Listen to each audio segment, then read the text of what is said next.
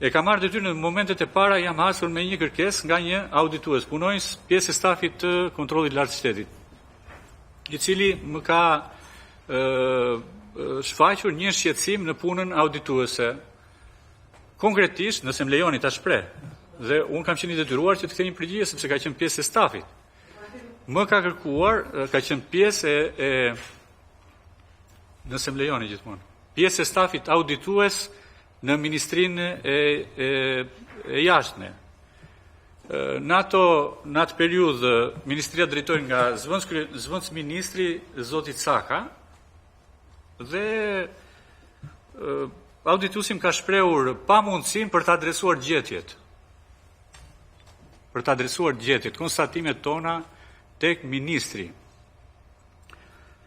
I kam kërkuar shpjegime, domethënë një lloj sqarimi të logjikës shqetësimit që ai parashtronte, dhe më ka thënë që nuk është problemi që ne të adresojmë sepse i kam komunikuar që ju do të komunikoni me sekretarin e përgjithshëm dhe me personat përgjegjës mbi të cilët ju keni vlerësuar si përgjegjës të këtyre konstatimeve, të shkeljeve të mundshme.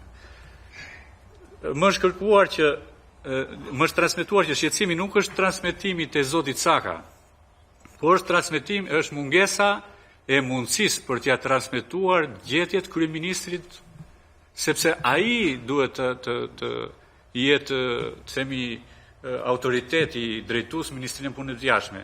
Në këto kushte i kam komunikuar, sepse normalisht edhe këto komunikime pavarësisht se janë të pazakonta dhe mbase jo normale, po unë si drejtues i institucionit kam qenë i detyruar që t'i sqaroj, edhe t'i jap një lloj logjike me një kujdes në radhë parë njerëzor, pastaj dhe institucional, sepse kam të detyrueshme dhe e kam bërë, mendoj, në mënyrë të plotë.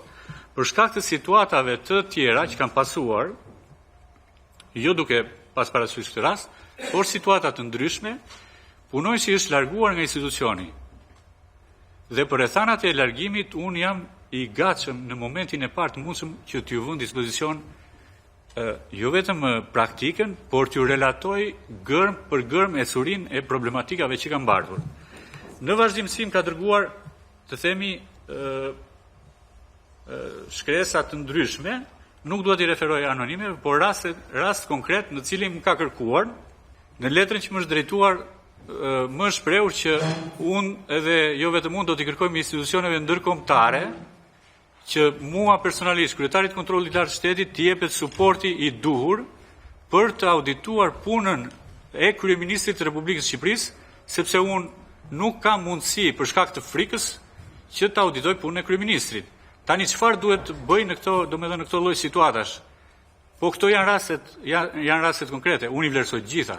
Dhe unë po e them përpara jush se e fuz veten tek ata individ që në radhë parë i friken Zotit edhe ligjit, zbatimit ligjit. Dhe deri në minutën e fundit do të jem pjesë edhe do drejtoj institucionin e kontrollit lartë shtetit, do ta drejtoj me korrektesën maksimale. Për këtë e them me përgjegjësinë plot dhe përballem në çdo moment.